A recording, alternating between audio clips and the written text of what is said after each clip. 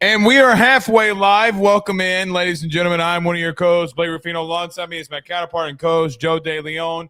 Good evening, good sir. How are you? Doing pretty good. Get to do a little bit of predictive stuff on today's show. And of course, I mean, we can't be not excited to talk about Bill Belichick and what he's going to do in 2025. Or what his son's going to do. It's an interesting way of putting it. But you're right. I mean, he is clearly running the day-to-day in North Carolina, just being overseen by Bill Belichick. I mean, every article that I'm reading is the Steve Belichick show. So I'm sure, obviously, we have to talk about Bill and the direction of what's going on. But Steve Belichick, who took a secondary from 120 to the number one secondary in the country in Washington from a national championship and not to a national championship, so I guess it doesn't really matter. But we'll talk about as we continue first-year expectations for head coaches. Bill Belichick will be one of them. I don't know what to expect here. I think that people are like, oh, he's coming back. And I'm like, I mean, he's still got to get good players to play there. Right. There's a lot of roster turnover that we're going to get into when we break that segment down and dig deep. I will say, though, compared to Rich Rod, the schedule that he has is pretty favorable. He plays a lot of the back-end teams in the ACC. I'm not trying to make it seem like, and I had a radio spot that I did a couple of days ago that asked me if I thought that Belichick was going to get to the playoff. That's not going to happen. But if they finish 7-5 and go to a bowl game, that's a pretty quick little turnaround with the amount of guys that hopped in the portal as soon as Mac Brown made it clear that he wasn't coming back. Well, and it's not like he was really going to come back. I mean, he pretty much got pushed out. Yeah. Unfortunately, he got pushed out. But I do think that we need to understand something with this. This is an experiment, even though Bill Belichick has won multiple Super Bowls. Like, let's not – how does he recruit? How does he do in the portal? I mean, y'all had contract issues. What were those contract issues? He wanted a low buyout so that he could go back to the NFL if he needed to and give the reins over to his son. There are a lot of things that we got to look at here, Joe, for me, and discuss. So we'll talk about Bill Belichick. No one disagrees that he's arguably one of, if not the best coaches of all time, especially in the NFL. But this is a different beast, right? Like, I mean, this is a different beast when it comes to a situation of just how good can you be there? So we'll touch on that. We'll also get to some breakout players. I have one here that absolutely no one in the country is talking about. No one in the country is going to pick up on, but he sneakily had one of the best seasons of all time that we're not talking about. Or at least second half of the season. He just so happened to play for a team that was not really good. Is he on LSU? No. Actually, if we're being honest, was the main reason why they beat LSU and, quite frankly, why they beat Ole Miss. Oh, so you and I have the same player. Who? Is it DJ Lagway? No. All right, I'm curious to see who you're going with. It's a defender. I do think that the second half of this young man's season. I'm really curious right now. I wonder who you're going with here. It's definitely not anyone who was on my radar. Well, this was a deep pull, mainly due to the fact I was watching the run. So we're doing this segment, and I'm watching, because spring starts in about. So we'll end this week, and then we have one more week, and then spring starts. So I'm already kind of prepping for what spring is supposed to be looking like. Congratulations, good sir. We're back in spring. And then I just keep seeing this kid from Florida just keep popping up on me over and over and over again. And I'm like, oh, I'm going deep pull today. Maybe I'm a little too much in the weeds on the draft class right now to have like some of these less talked about young guys' names that I'm missing out on who you're talking about. I'm curious who you're going with, but a little bit more broader. I always love when we do this segment. We've done this every single year, just like we've done the first year coach expectation segment. We've done the breakout players, and we've called some shots at some guys that have had awesome seasons. You called out Malik Neighbors. I've called out Dylan Thieneman, who was going to have a really good year, and he did, to the point where he's now going to play for Oregon. We've had a couple of misses, but there's still plenty of opportunities for us to bring up some guys that are bound to have amazing 2025 seasons like we've done in the past. All I'm going to say is this. How about them Gators? Oh, you're a big Gator guy now? Well, we're going to have two Gators on this list because I have a Gator I'm bringing up as well. I didn't put DJ Lagway for this reason and this reason alone. I feel like he kind of already broke out a little. That was going to be one of my talking points. I would argue he hasn't fully broken out yet. I think that we saw the version of him, which was the young, promising prospect that he made a bunch of big plays. He helped them pull off a couple of unexpected wins, but he's not fully there yet. So I'm talking he goes from freshman who started half the year to top 3 in the SEC good. Like, I think that he has that in him. And if Florida can play much better than they did last year, there's no reason why they can't accomplish that and why they can't be much improved overall. Well, see, here's the problem. I do have an SEC quarterback as one of my players. Okay. But I'm going deep pull here. So listen, last year I tried to be very serious on who I think was going to go. This year, I don't give a Rudy Poo. I'm throwing names that nobody wants to talk about that had productive seasons, and only the people that watch college football enough are going to know these names. That's all that I know. I can't wait. And we'll talk about it. All right. So let's get to it. Everybody do us a favor, though, by hitting the like and share. Share to all those groups if you're on Facebook and all those social media pages. You're watching us, listening to us on YouTube. Like, subscribe, and notification bell. We greatly appreciate all of you for doing that. Wherever you listen to podcasts, do us a favor by rating, reviewing, and subscribing. Joe, let's talk about our good friends over at betonline.ag. When we come back, we talk about Bill Belichick, first-year expectations in North Carolina. Okay. So as we do every year around this time, Joe, we talk about coaches in their first year of expectations at their new school. Arguably, some of the biggest news that happened during the offseason was that Bill Belichick took the job at North Carolina.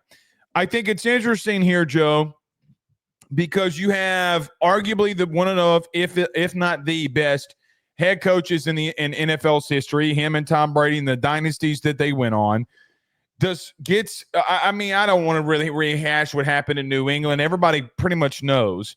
But now has made his way into the college ranks and is the head coach of North Carolina. Brings over his son, who changed a position group from 120s into the number 1 overall unit in the country.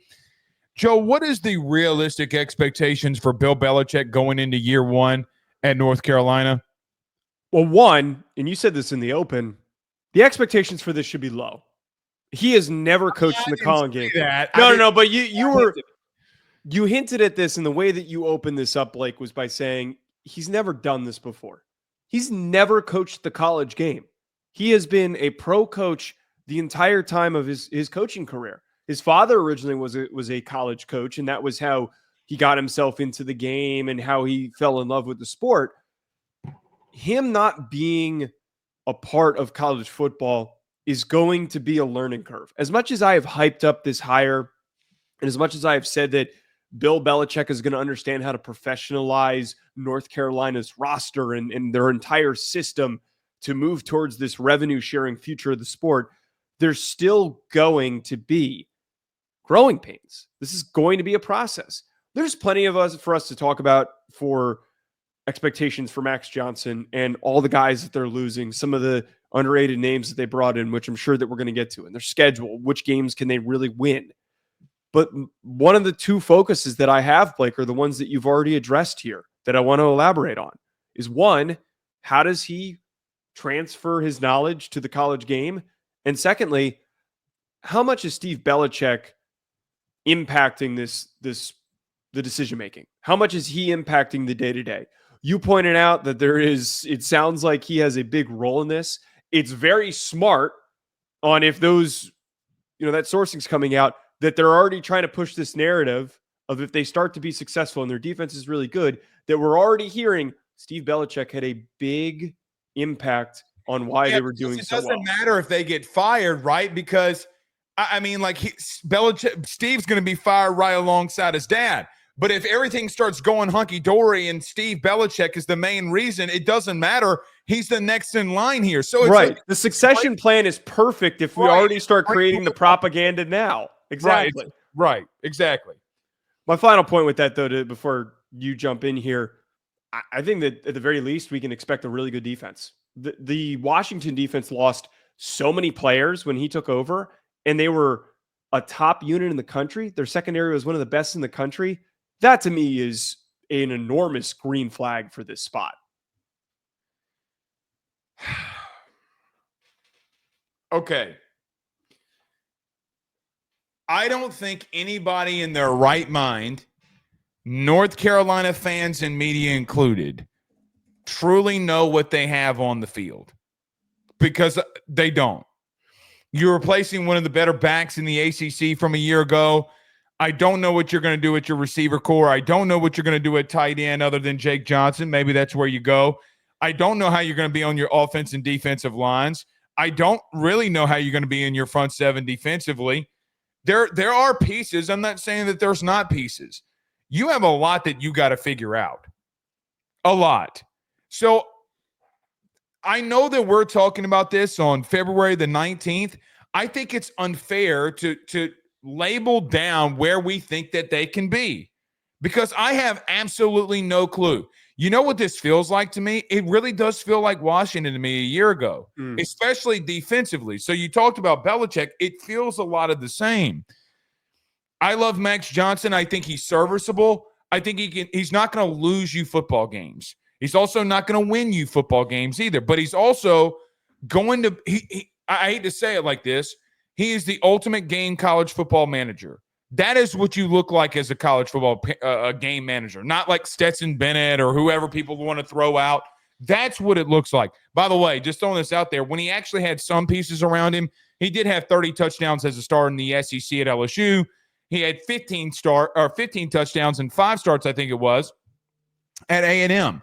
The kid's, he's not a bad quarterback. You can win with him. He's a grown man. He's 40. I mean, Joey, he's been here since 2021. Or no, I don't know if you got my reference that I made. He's a grown man. He has a beard.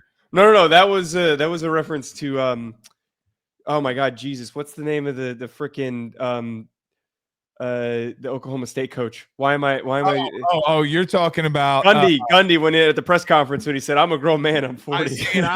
Because I watched Big Daddy with Adam Sandler the other day. I was thinking about when they were in court, and he goes, "He's a man. He's got a beard." Anyway, but correct. I mean, he's been here this is his 6th season. Nothing Max has not seen here. I don't know what they even do there. I don't think that they know. So let me just say this. As of February the 19th, before spring football starts, I personally don't have expectations for Bill. I don't think that anybody can have it. Now, here's what I would punt on. I talked about this when we talked about some big name position coaches when they move on. Like as an example, like Bo Davis a year ago moving from Texas, going somewhere else. Yeah. What do you want me to do? He's got a room of a tomato can, a thing of peanut butter, and a banana. Like, what do you want him to do? Okay. How do you recruit? How do you develop? I think that is more or less what I'm more interested to see with North Carolina. By the way, do you back him? You didn't back Mac like that in an NIL. You didn't.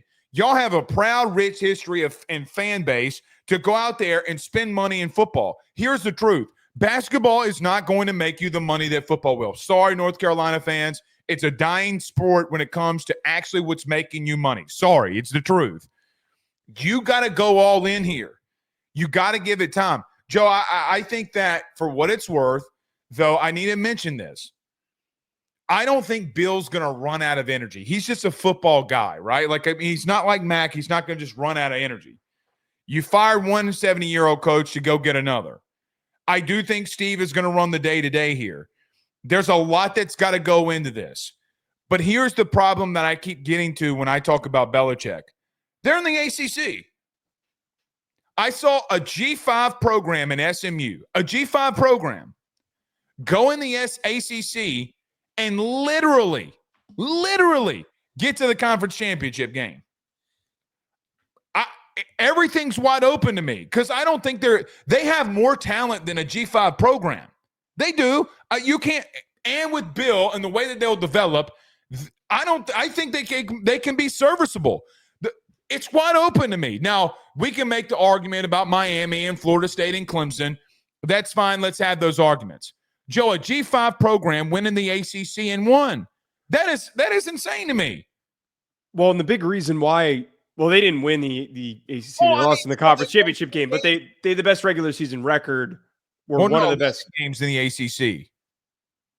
Say that again. They won 11 games in the ACC. I mean, like, their success, a big reason part of it is because they had a really easy opening schedule. Well, they didn't have to face Miami during the regular season. They didn't have to face Clemson during the regular season. The hardest game that they had was Louisville in the ACC. This is where we can actually maybe form an argument that North Carolina could be a hot team in 2025. Because if you look at their schedule, it's quite favorable. The hardest matchups that they see that are in conference, here are the 3 hardest ACC teams that they see. Clemson, which I think is a guaranteed loss.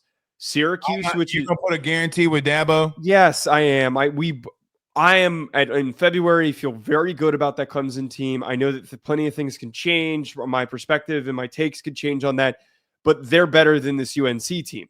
Syracuse with Fran Brown, what are they this upcoming year? I think that Fran Brown has shown that he is a really good coach and that Syracuse is going to be one of the better teams in the ACC this upcoming season. And then Duke, Manny Diaz has always been a high floor coach. Game. And it's a rivalry game. So we don't fully know what's going to come out of that one. But those are the 3 hardest matchups. The rest of their ACC draw is Cal and Stanford, Wake Forest, who also has a first-year head coach, UCF's in the Big 12, my apologies, but they're on their schedule. And they get UVA. They have a very favorable path, as well as NC State, to win through their ACC schedule and to have one of the better records in the ACC. I'm not calling for them to win the conference, but if there was some sort of an argument to be made, if we point to what SMU did last year, they had a really easy damn schedule that was very similar to this one. I mean, Joe, they can go 10-2 and be in the ACC championship game. 2 of those losses, they could still be in there. Yeah, I mean, like it's not out of the realm of question. Now, or they could be 9-3 and be in there. Look at Clemson. I mean, like, listen, man, there's no expectations for me. I don't think that there right now should, before spring, be any expectations. 0. No. I mean, Max isn't going to be there. What do you look like at quarterback? By the way, can you run the football? I'm going to say this. I mean, who was your boy that went to Vegas, the coordinator that left Patriots? He was the head coach. He got fired. He's back now as their OC. Josh McDaniel. Josh McDaniels, yeah. Let's call a spade now. I love Bill. I think defensively, it doesn't get better. Joe, offensively, when Tom left, they fell off an outright cliff. Like, I mean, he couldn't respond. Well, wait. I would push back slightly. They got out of Mac Jones way more than they should have gotten out of Mac Jones, and they were so much so he was a Pro Bowler. Mac Jones was a Pro Bowler. The minute that Josh McDaniels left for the Raiders job was when he fell off of a cliff, and then that was when the Patriots completely collapsed. But that's my point. He couldn't adjust. I mean, look, Trevor Lawrence gets hurt in the middle of the season. Mac Jones comes in, had 3 straight games with 3 passing touchdowns in Jacksonville. I mean, they cut him, and then he went to Jacksonville and got better. Well, I think they traded him, but you're right. It's okay. Their offensive inconsistency. Yeah, that has been a problem. The only real elite offensive coordinator that he had was Josh McDaniels. So I think you bring up a good question: is what are we going to get out of this UNC team offensively? Are they actually going to be able to stress defenses? Probably not in year one, but that is going to be one of the bigger hurdles for the future. Is how good are those coordinator hires going to be? And listen to me now. College football is not the same in reference to one massive thing. In the NFL, you can go 12 personnel and go 37, 38 zone. Okay? You can go under center and do that. The teams that do that in college football are very rare. Kids aren't taught it. Like, Joe, I'm not going to call it the players. I was at an SEC practice this past spring. Okay, not this upcoming spring, but last spring. They go doubles, double stack left, double stack left. Everybody's looking around. Joe, in our day, that's like, hey, big dog, that's 2 tight ends. Yeah. Right? Like, I mean, they're not taught. It's a different game. Now, I'm not saying it can't work. Do you have the O-line to go ground and pound, go play action? Like, if that's the style, you got to be a little bit more different in college than you are in the pros. It's a different overall game. Now, defensively, listen, man, defenses will travel. You can teach, you can develop, you can scheme. We saw Steve do that in Washington. It's just, look, again, as I've kept saying, there's so many question marks that are going to be had here that I can't make a determination in year one what I expect. Long term, Joe, I got to be honest. Long term, I don't feel good about it either because I think he's if he has success, he'll go back somewhere else. That's how I feel. I understand that concern, but the way that I look at this, and it's in line with what I brought up at the beginning. Steve Belichick, if their defense is really good early on, and that is what they lean on, a conference that doesn't have a lot of really stout defenses, if they play just really good defense in year one, and eventually Bill retires in 3 years, he moves back to the NFL and wants to try it one more time, whatever happens in the next couple of years for this long term, this clearly was done deliberately to give Steve Belichick the reins at a certain point. So if the defense looks really good, that to me is the foundation for them to eventually have longer term success. I think that Steve Belichick had been given an unfair light for what he was as a coach, because I think it was very easy just to play this is Bill's son. He's not as brilliant as his dad. What is he actually? We shouldn't give him the credit that he deserves. A lot of people question if he was actually good enough of a defensive coordinator to lead Washington this past year. I think last year we were proven that at the college level, he can be a hell of a good DC. And if things start off strong just on the defensive side of the football, I think that's enough evidence for me, Blake, to feel good about the direction of this thing going forward, because his influence on the area that he's hyper-focused on, it's producing success. That's what I need to see in year one. That's like the main thing that I am locked in and focused on. Got to pass the 50-yard line, big dog. I mean, they're losing Omarion Hampton. They lost their best offensive lineman in Howard Sampson in the portal. And then it's a great point. 18, what was his name? Bryson Nesbitt's out. Travis Shaw was one of their best defensive linemen who also left. So there's a lot of turnover that's coming out of this team. So that's right. We got to see what they do on offense. Definitely. All right. You want to move to some breakout players here going into 2025? All right. Yeah. So we do this every year as well. Joe and I are going to take 2 offensive players and 2 defensive players. Actually, I got 3. I lied to you on offense, but in case you take one of mine, I'll go somewhere else.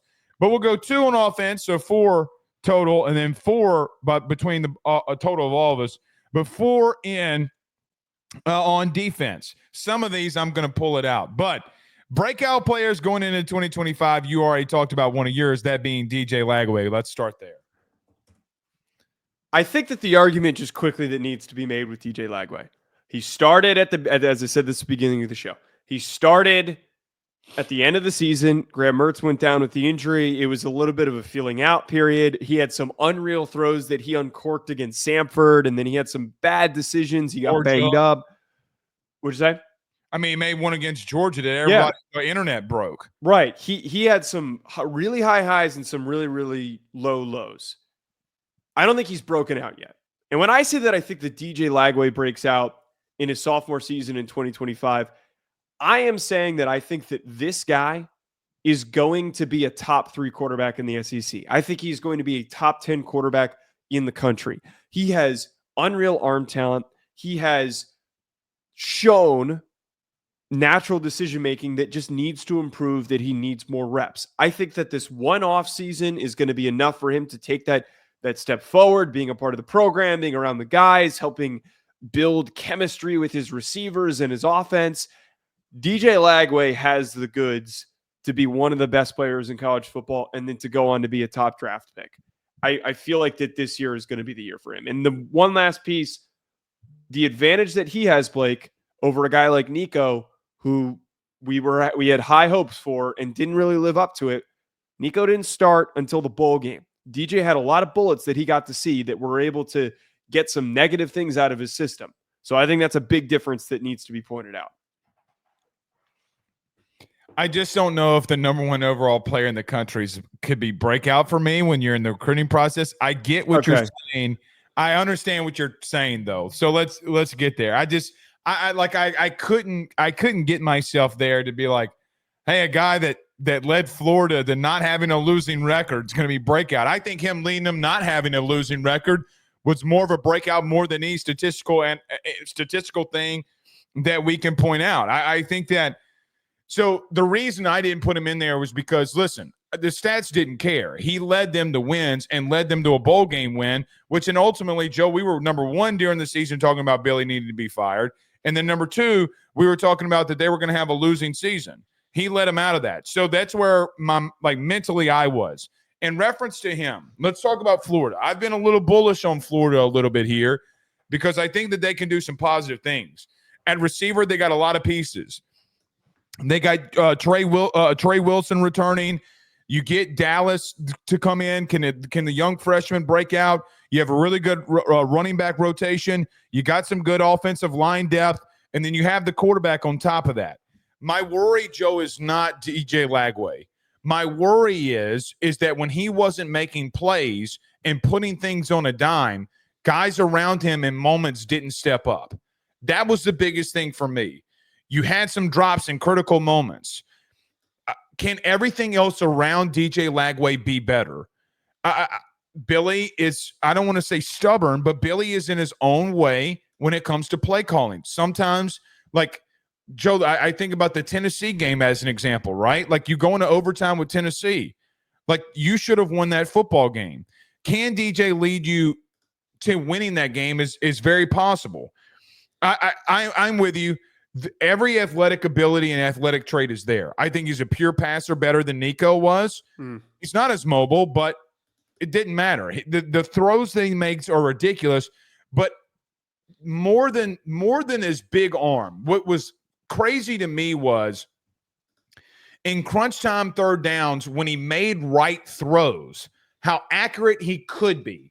Now, I know he was around like 54, 55% completion percentage.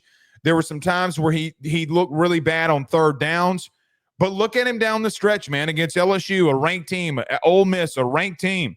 He put the team on his back and made some critical throws. I don't know, though, Joe. It's not that I'm not confident in DJ Lagway. My reason for him not being a breakout player, if you told me, Blake, why wouldn't you put him there? It has nothing to do with him. It literally has everything else to do around him. Because I saw a team that struggled protecting the quarterback. I saw a team that in most instances in spurts, they couldn't run the football. And then Blau comes in, Blow, whatever his name is, the 13 comes in. They start running the football because he's physical. But outside of that, Joe, they had some issues. They were one of the, I think, third or fourth in drop passes in the SEC. He didn't have the things around him that could propel him to be better. By the way, on third down, Joe, they were horrendous. I mean, some of the throws that he made on third down were ridiculous that got dropped. The question that I'll ultimately have for DJ Lagway it's never going to be him and his athletic ability or development or his work ethic. How does everything around him go to him for him to take that next step is why the questions that I would ask. That's fair, and we have been a little cautious on expectations for Florida this upcoming season. I think Billy Napier, his success and him sticking around, one, it was clear that he was given this extra period of time because of DJ Lagway, because of needing to see it through to see if it was going to come to fruition. If Billy Napier gets to stay for longer, it's going to be because DJ Lagway hits his potential. Who do you want to, instead of jumping back and forth between offense and defense, because you said you had a Florida guy, can we talk about the defensive player that you had for Florida so that we can kind of pair these two together? This is a deep stretch, and I am admitting that statistically, there's absolutely nothing that I can technically point out that you'd be like, you would look at it and be like, Blake is an idiot. You Well, I ready? say that a lot anyways. Of course you do, because you hate me. You I'm know, joking. you hate me, my wife, my children, my whole life. No, stop it. Don't put that narrative out there. Caleb Banks, the interior defensive tackle. Joe, when I look at the way that Caleb Banks performed at the end of the season, he had 4.5 sacks in the last 4 games. 4.5. Now, a lot of those came against Ole Miss, where he basically took over the entire game. I look at LSU. It's not the statistical stuff that he did. I look at Florida State. I look at Georgia. Now, you'll look at the Georgia game and say to yourself, Blake, he had 2 tackles. Joe, he was pushing the offensive line around. He was creating havoc early, and why that game was so close early and why Florida stayed around. Let's go to the red zone. And remember, that was a 1-score game until the end. Well, what happened to Georgia in that first half? Caleb Banks is what happened. I look at Ole Miss. Joe, statistically, you can say whatever you want, but I have an interior defensive lineman that can play exterior that physically was dominating dudes down the stretch. 6'6", 325 is Caleb Banks. It's a deep stretch, and I understand that it's a deep stretch. What do we call breakout? Like, is he going to have double-digit sacks? Probably not. But when I can look at a guy on film over and over and over and over and over again, and I'm like, listen, man, he might not run things down, but he destroys plays. Joe, the last thing that I'd say about Caleb Banks here, that Ole Miss game, everybody says, oh, hey, DJ Lagway, the running game is what won him the game. BS. If you go back and watch the second, the third, I think it was the first interception that Jackson Dart threw. Joe, Caleb Banks was killing him. I mean, he killed offensive lines in the SEC. It is a stretch. The kid had 10 solo tackles. He had 22 total, but 10 solo tackles. The way that he finished in the running game and the passing game, to me, if there's somebody that's going to break out that nobody is talking about, I love this kid. I think he could be a terror in the SEC. And I think we could look up in the draft process a year from now and be like, oh, my God, who is this kid? Well, looking at his recruiting profile, I mean, he's enormous. He's a massive kid. I like the deep pull. I'm not deep pull now. I'm not admittedly caught up on him enough. Again, because like I'm so deep into draft film right now because it's the draft cycle. I like the thought though. Like if you have a player who down the stretch was a big reason for a team's defensive success, those are the types of players that you need to latch on to. He's a former 4-star recruit. Billy Napier needs to hit on these guys that were former 4-stars. And a returning senior. Right, a returning guy that we hadn't seen much from before. I like the pick, though. I if you had came out here with a defensive tackle who's like sawed off like 6 foot 310, I probably would have been like, all right, you're out of your damn mind. But I will always bet on traits. And if he had a little bit of some bright spots at the end of the year, he's a defensive tackle. He doesn't need to put up gaudy numbers. His impact is going to be found in other ways, which is diverting attention. The thing with me with Caleb Banks is it's not the bright spots. It was the play in, play out of him dominating offensive lines. I mean, listen now, okay? Post-Texas game for Florida. Let's just call it what it is. Something clicked for them. Now, is that DJ Lagway starting full-time, him being back, being healthy? We attribute that, or Billy Napier being, Scott Strickland coming out and saying that Billy Napier is going to be there. Look, I don't know. Something clicked in that locker room. But I saw a kid that wanted to play for Billy Napier. I saw a kid that, again, forget the stats. Joe, I have it on my phone if we absolutely need to go through it because I'm literally watching this last night. He's taking Will Campbell on a ride. He's taking Emory Jones on a ride. Oh, by the way, he's taking Caleb Banks on a ride.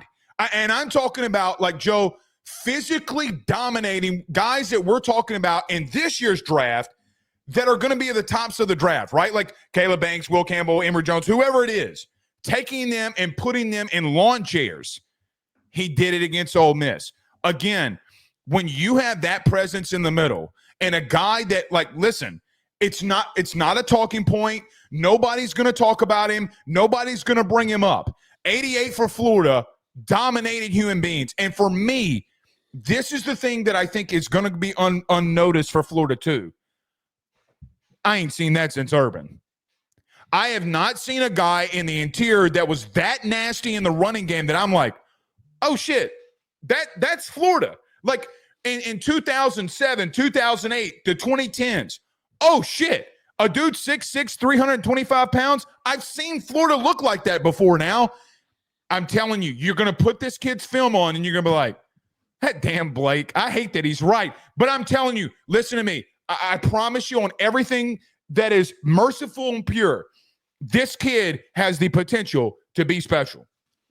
I am curious to watch him. And having good defensive linemen is so important in any conference. So I'm – what? Listen, you know that I don't want to come out here and like trash LSU, right? Like, go watch it. Go watch it. I'm telling you, this kid is insanity. I mean, he is physically dominating. Go watch Texas. Please, dear God. They're doing, Joe, last thing. They're doing a down block on him. Banks is doing a down block on him. Joe, he physically tosses him aside like a rag doll. I'm like, dude, all right. I love how excited you are about this kid. This makes me really happy. Listen. I got one other kid. If you come in here next year, a year from now, and say Caleb Banks potentially going to be in the first round, I don't know first round if it's gonna be that much of a jump, but like I'll watch him. I'll give him a nod. But it can run too.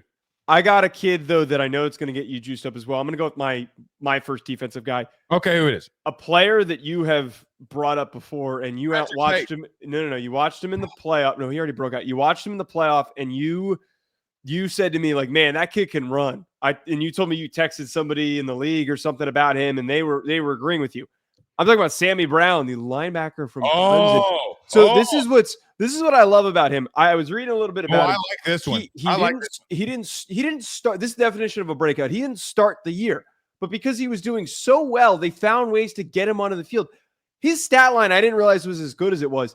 The article that I pulled this from, he had 69 tackles, 11 tackles for loss, and 5 sacks. The way that he was able to produce that is because he is an insane athlete. I remember hearing about him as a recruit. He was somebody that just kept getting brought up on recruiting outlets like, hey, man, watch out for this kid. Watch out for this kid. Teams are really excited. Kids, teams are trying to get him away from Clemson because he's that crazy of an athlete. He will run sideline to sideline. He will hit you. He will explode through contact, all of those things. Having athletic defensive players has been the key to success for Clemson. It felt like they were getting away from that a little bit over the past couple of years. They just haven't had that like really premier defensive guy. Sammy Brown is that player, and he is a head knocker. I can't wait to see what he does this year, man. I think he could be a 120-plus tackle guy if he plays to his potential. Speaking of LSU, we were just talking about like, hey, go trash my team. He felt like Harold Perkins to me in a lot of ways. It's different position. Yeah. A linebacker that rushed the passer at an elite level. Let me go with Sammy Brown. Let me expand on that conversation I had with a guy in the league. Okay. Joe, he had 5 sacks, right? This past season. That's not what they were clamoring, or this guy was clamoring me about. The 3 passes defensed are him coming on a blitz, knowing that he won't get there and jumping and knocking the ball down. Quinn Ewers is listening to our show right now, and he's saying, hey, I remember 2 of those. The point about this that I would make with Sammy Brown, to massively agree with you, when you have a linebacker that had 80 tackles and more than half are solo, he's all over the field. He is sideline to sideline. Joe, I saw Texas try to run away from him. They couldn't. And the times that he played Georgia, game 1, he's sideline to sideline. They did not miss on this kid. When we talk about 5-star bust or hits, this kid is it. Joe, he's Anthony Hill from Texas in a lot of ways to me. Yeah. I mean, it's kind of reincarnated. You can put him on the edge. You can blitz him from inside. He can run sideline to sideline. This kid is a bona fide superstar. I think you nailed it here. Look, you're right. I am juiced up about him. He is a bona fide superstar. Everything that he did down the stretch for Clemson. I think of the SMU game and the ACC championship game. Joey, he has, I think you said, 11 tackles for loss, 12 tackles for loss, whatever it was. Yeah, he had 11 total tackles for loss, 5 sacks on the year. I mean, let's go back to SMU. I mean, like, vehemently winning in the game. Let's go back to Texas. Texas needs to get a first down at the end of the game. They can't do it because Sammy Brown's in the building. I think you're right. I think that this kid's a bona fide superstar. Now, here's the question that I would add on to this. Now that you have a new DC, by the way, your DC was fired. This kid had this much production with a down defensive play calling unit that you thought that you had to adjust for. You go and get Tom Allen, who's had a lot of success with guys in the inside at linebacker. You go and get Will Helt. So now what do you do? Peter Woods, what do you do? Joe, I think the interesting thing, I talked about this with Lagway. I'm worried about things around him. With Sammy Brown, I'm intrigued about how much more we can see from him now that he's got things and pieces around him that can elevate that play. Listen, man, offensive lines don't do slide protections anymore. I saw Texas get scared of the kid and start sliding to him, and he was wrecking the game, and they would just decoy him and they would pull him out. That he is going to be, I never like to use this word, he can be an elite player. I'm with you there. Let me add this too. You brought up Tom Allen.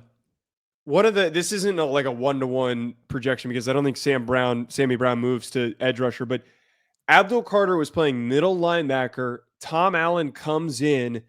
Abdul Carter moves to edge rusher. He's now going to be likely a top 3 pick in the 2025 NFL draft. Sammy Brown's still going to be playing linebacker. Tom Allen is going to find creative, unique ways to use him. Like he's going to find ways to cause confusion. And a lot of times this happens when you've got just young, fast, powerful linebackers that don't really have the eyes yet. They end up generating a lot of tackle for loss production and sack production because you're just saying, hey man, see ball, go get ball. Just run. Right. That's what they did with Anthony Hill to start. That's what they did with Harold Perkins to start when they were true freshmen as they were starting to learn the game more.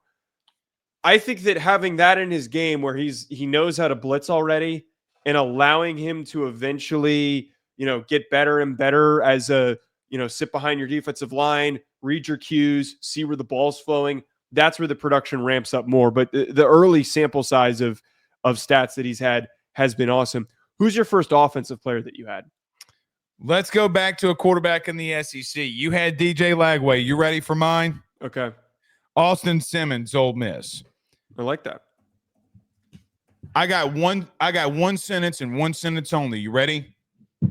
Georgia. That's all I'm going to say.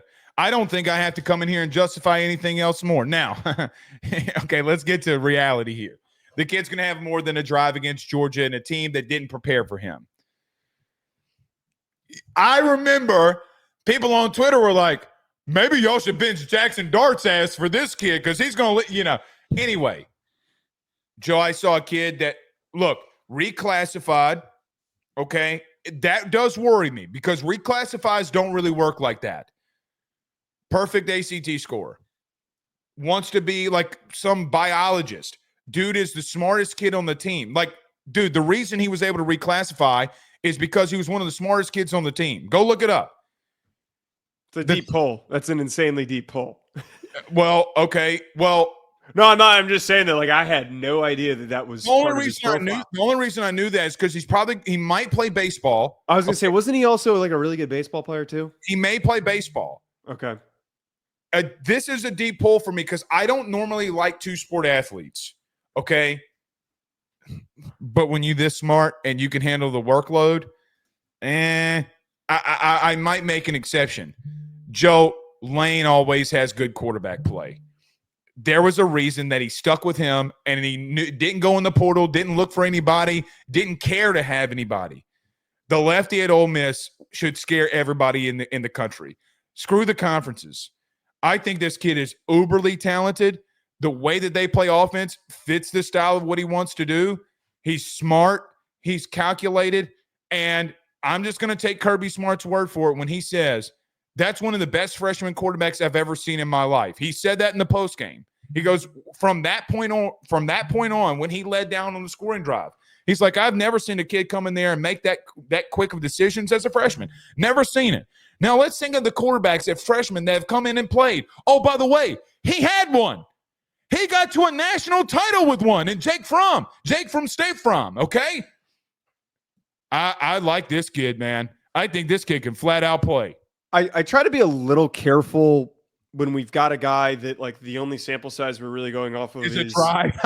is a drive. But you're right. Like there is, because to that point, and we've brought this up on the show before, when a defense isn't prepared for a certain player, correct, they're oftentimes, and especially defensive coordinator, they're not aligned properly. They're not preparing for all their cues, especially early in a game. You're thinking like, we're ready for Jackson Dart. What is Austin Simmons going to do?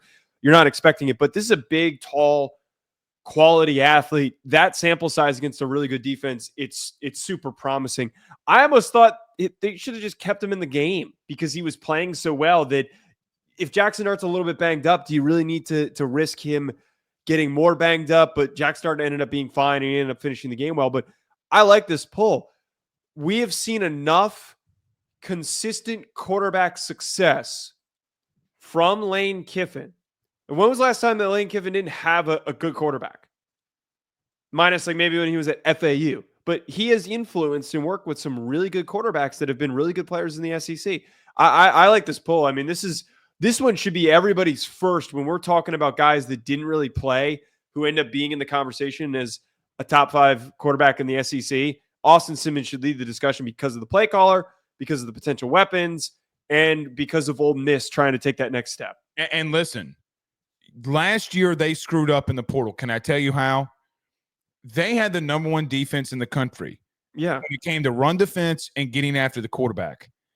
They got cocky and thought that they didn't have to do anything offensively. It got them beat. They went in the portal and restocked with better offensive line. This is different than other teams going in the portal for O-line play.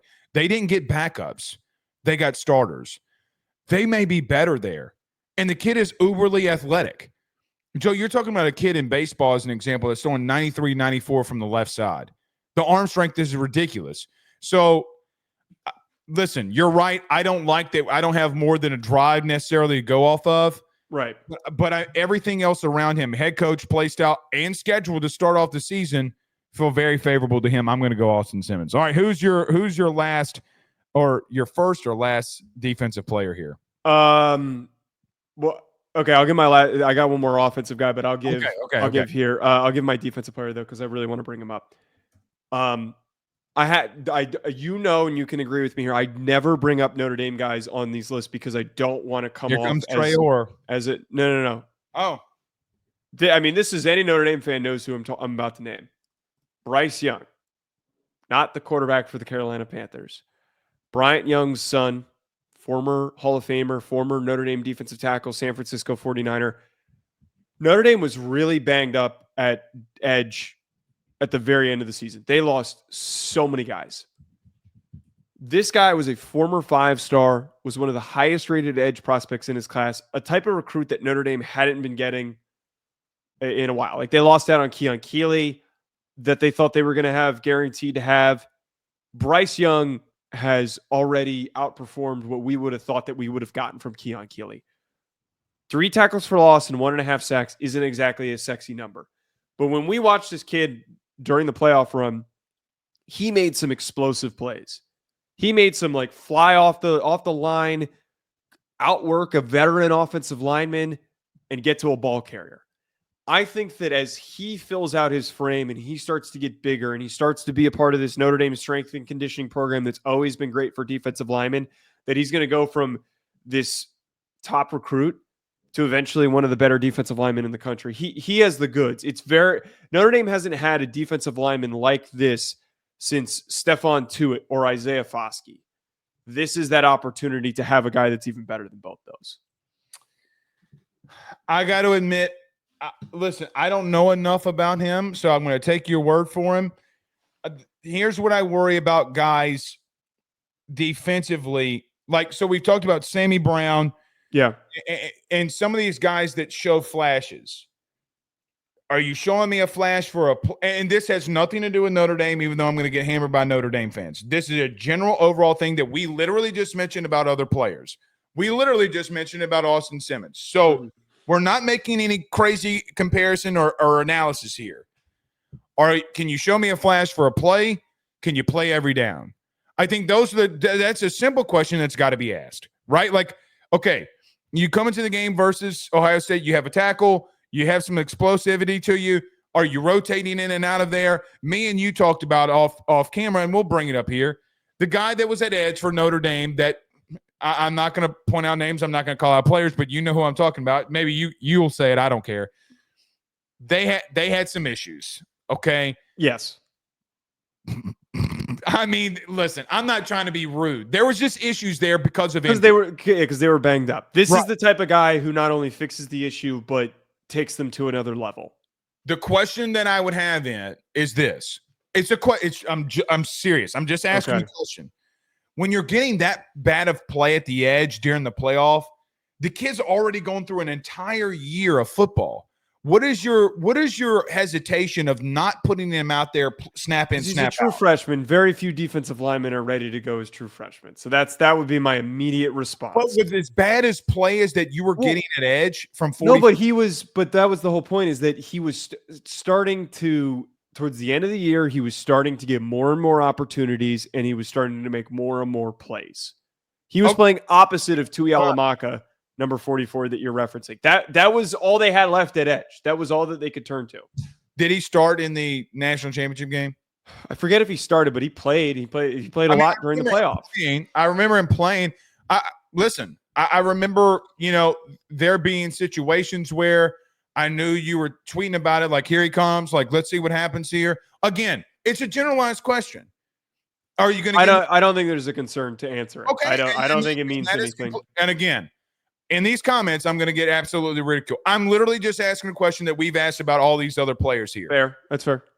The question becomes, too, that I have for Notre Dame that would spite him. You do have some turnover, right? Like, I mean, you do have turnover. People don't get this. People think I'm crazy. I've played the position from the opposite side of it.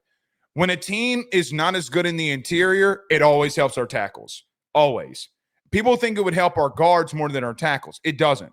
Because the end presence, you have to do so much more to stop the run. If you can get a push in the interior, the tackles are like, oh, man, this is a great day. I can seal block. We got penetration and push. That would be a question I'd have. Now, 6'7", 258. I mean, the kid's an athletic freak. Can you continue to do that will be the question. All right. My last offensive player here. You ready? Yeah, before we get out of here. I've been doing deep pulls here. You ready? I didn't do two defensive guys, but it's okay. I'm going with Justin Haynes, the running back at Michigan. You're going to run the ball 9,822 times. What was the problem with Alabama? They refused to continue to give him the football. What happened when you did give him the football? Oh, you beat Georgia. Oh, okay, cool. This kid's explosive. He can catch the ball out of the backfield. Listen, man, there are positions on teams when teams make a pull. Michigan at running back for me is one of them. I'm going to trust you. I'm going to trust them in running the football and what they do. You know why else I'm going to do it? You're probably going to start a true freshman quarterback, and you got to really run that rock early. My man's going to get a workload. Now, is this a deep pull? Probably. I wouldn't actually call this a deep pull because Justice Haynes had some nice plays at his time in Alabama, but I like it because of his physical profile and the identity of how they run the football. He's a physical runner. He steps right in, and he's somebody who immediately could be a 1,000-yard rusher. If we're talking about Justice Haynes as a top 10 statistical guy in rushing yards next year, I would just kind of nod my head and go, yeah, okay, that makes total sense. Well, and because of the fit, right? Like, and because of the fit of like where he's going, what he's done. Listen, he had 79 carries for 448 yards. They did not get him the ball enough. No, he'll be the primary guy for Michigan, 100%. Well, and even if he's not, and they go by rotation, Joe, they're average running the ball 45 times a game. Now, does that change with Bryce coming in? I don't know. I mean, I would assume early you're going to lean on the running game. But Joe, I look at his splits as an example. What they did with and without him. Okay, in the second half, Joe, here's the crazy thing about all of this. The second half, he would never get carries. In the fourth quarter was the best quarter that he would have. He had 13 carries for 105 yards, 8.1 yards per carry, 3 touchdowns. He led in the fourth quarter. As the game went on, he continued to get stronger, and they continued not to give him the football. Even when I look at him from a receiving aspect, they were throwing him the football. He had 17 receptions. He doesn't drop the ball. He's a really good receiving running back. Yeah. Listen, Kalen DeBoer completely misutilized that running back room. There's one thing that I know too. If Nick is going inside the state of Georgia, meaning Saban, if Nick ever goes inside the state of Georgia and gets a running back, that means the kid can play. Exactly. That's a good point. And that's the bottom line. I'm like, listen, man, you have 2 programs that just keep feeding out running backs that literally Michigan, and ask anybody on that Michigan beat, if there's the one that they did not want to lose in the portal, it was that one. Okay, sounds good. So you spent all that billionaire Oracle money. Okay, it sounds great. I think this kid can have a bust-out year. No, I completely agree. I think he's going to be a big-time productive player. You're glad I didn't go with Fernando Mendoza. I would have been happy if you went with Fernando Mendoza. I'm a big Fernando Mendoza truther. Quarterbacks, let's mix it up here. Fernando Mendoza is also going to break out. Yeah, he's going to be a dog. Okay. He's going to be a dog. All right, we're out of here. We'll see y'all soon. Y'all have a good one. Peace.